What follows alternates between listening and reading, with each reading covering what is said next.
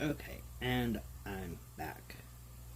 This is going to be part 3 and hopefully the last video in the LGBTQ part of the homeless series.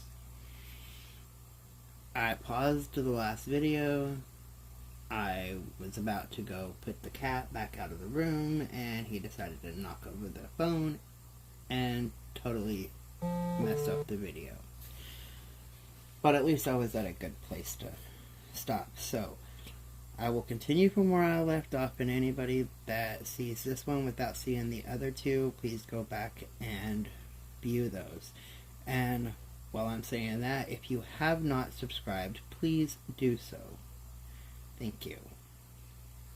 Okay, to continue. A discussion of how sexual orientation and or gender identity may relate to the reasons a young person is homeless or has run away, including parental reactions.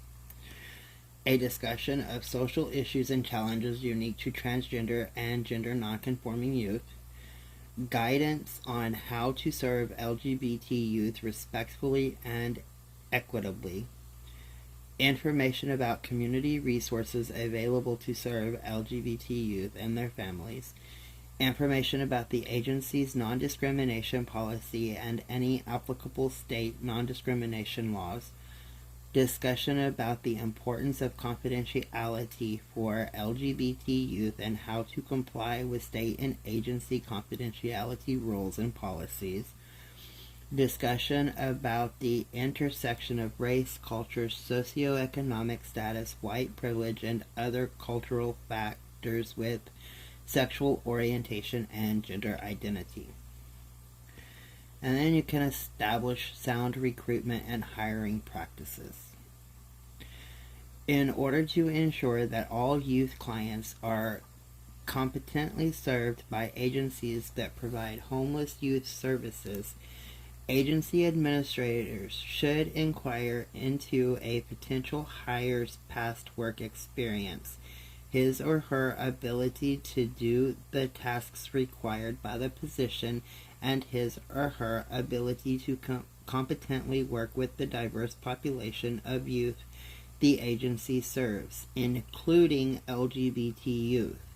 Administrators can prevent problems down the line, like cases in which staff are unable to separate their personal biases against LGBT youth from their professional obligations, by informing applicants that the agency is committed to serving all youth in a non-discriminatory manner and asking about prior experience working with LGBT youth. More specifically, the agency should ensure that the recruiting and hiring processes are clear about core skills and competencies needed to provide direct services to the LGBT homeless youth.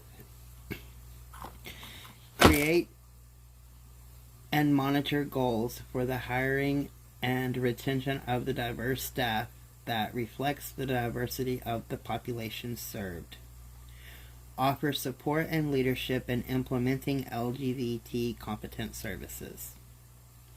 Appropriately reprimand and or remove homophobic or unsupported staff, contract employees, and volunteers.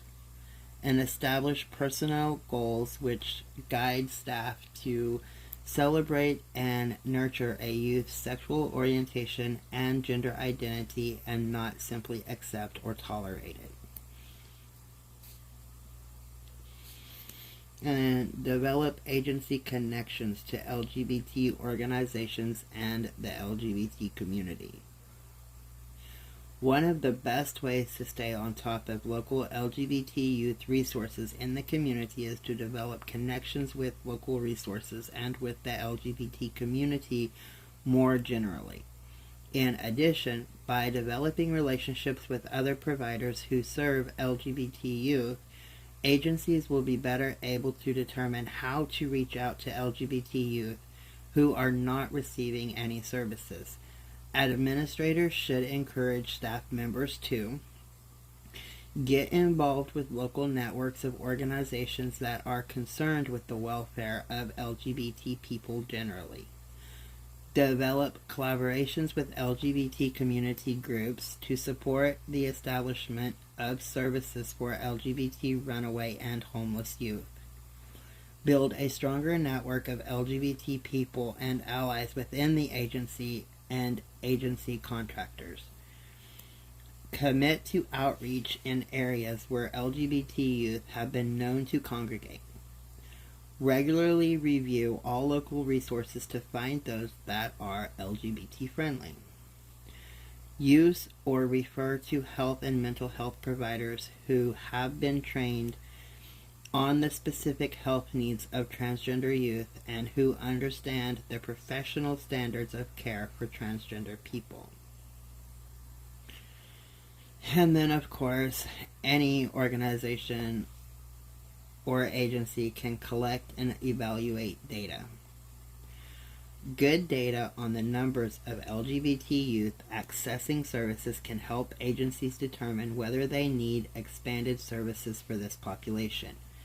Data can also serve as a powerful education tool for board members and other key decision makers when pursuing programmatic expansion. At the same time, accurate data is extremely difficult to obtain because many youth are reluctant to self-identify, especially when data is not collected sensitively. Agencies that serve homeless youth should do the following. Incorporate questions about a youth participant's sexual orientation and gender identity status into demographic data elements and evaluation tools to determine accessibility and outcomes specific to LGBT youth. Compare data and outcome measures to determine if any disparity of treatment is noted between LGBT youth participants and heterosexual youth participants. Ensure that data is collected by individuals trained on how to respectfully ask questions about sexual orientation and gender identity and on how to maintain confidentiality. Improving residential services. Recommendations for administrators and youth workers. Keep LGBT youth safe in shelters and other residential services. There are a handful of facilities across the country that offer specific shelter and residential services to LGBT homeless youth, but these programs only provide a small fraction of the number of beds needed to house all LGBT homeless youth, and in some cases these facilities are not appropriate for particular LGBT youth. It is important for LGBT youth to feel safe and comfortable in all local emergency shelters and transitional living programs. If LGBT youth do not feel comfortable staying in a shelter because of fear of violence or harassment, they will not use these services. There are several steps that agencies can take to better meet the needs of LGBT homeless youth. Agencies that provide shelter and other residential services to homeless youth should do the following. Ensure that LGBT youth participants are not treated differently from heterosexual youth in shelter placement determinations. Ensure the staff never automatically isolate or segregate LGBT youth from other participants for the LGBT youth's protection. Inform LGBT youth participants of the different types of sleeping arrangements available, including beds close to direct care staff if the youth participant prefers to be in eyeshot or earshot of the staff. Ensure that transgender or gender nonconforming participants are not automatically placed based on their assigned sex at birth, but rather in accordance with an individualized assessment that takes into account their safety and gender identity. Ensure that individual LGBT youth participants are not placed in a room with other youth who is overtly hostile towards or demeaning of LGBT individuals. Allow transgender youth to use the bathrooms, locker rooms, showers, and dressing areas that keep these youth physically and emotionally safe and provide sufficient privacy. Ensure that staff do not prohibit LGBT youth participants from having roommates or isolate those youth from other youth based on the false assumption that LGBT youth are more likely to engage in sexual behaviors. Maintain regular contact with youth participants placed in scattered site housing units, apartments in the community, to protect them from emotional isolation and ensure that they are free from harassment and discrimination. Create a safety plan for youth placed in scattered site housing to respond to verbal harassment, physical threats to safety, and sexual exploitation by neighbors and community members. Now, for the closing of this subtopic. Given the overrepresentation of LGBT youth in homeless populations and their increased levels of abuse and exploitation in street environments, agencies and programs serving homeless youth should adopt competencies to adequately serve the needs of LGBT youth participants. The recommended best practices noted above are the first guidelines in the United States dedicated to building cultural proficiency and positive programmatic practices to meet the needs of LGBT homeless youth. Agencies can use this information to evaluate how well they are currently meeting the needs of LGBT homeless youth, or as a starting point for creating a broader action plan for new initiatives. A significant portion of the recommendations was created by LGBT youth and reviewed by an advisory panel of professionals with the National Advisory Council on LGBTQ Homeless Youth, including representatives from the National Alliance to End Homelessness, Lambda Legal, and National Centers for Lesbian Rights, the American Bar Association, and the National Network for Youth. The National Advisory Council for Youth, or the National Advisory Council on LGBT Homeless Youth, anticipates these best practice recommendations and comments will be widely circulated, critically studied, improved upon, and implemented to improve the lives of the LGBTQIA homeless youth. Now, with all of that, we have a ton of youth that is on the streets, and they refuse to search for help. I have had a lot of emails asking me where they can go, if it's safe for them to go there, and if I have heard or seen any reviews on the places that I try to send them, because they want to be safe. That's what any child wants, is to simply be safe. When we deal with homeless shelters, just like we do with the domestic violence shelters and stuff, they usually have room for a certain type of people. When it comes to domestic homeless shelters, a lot of them will not even allow men to be in the shelters, even if they are the victim of the abuse. They just don't do it.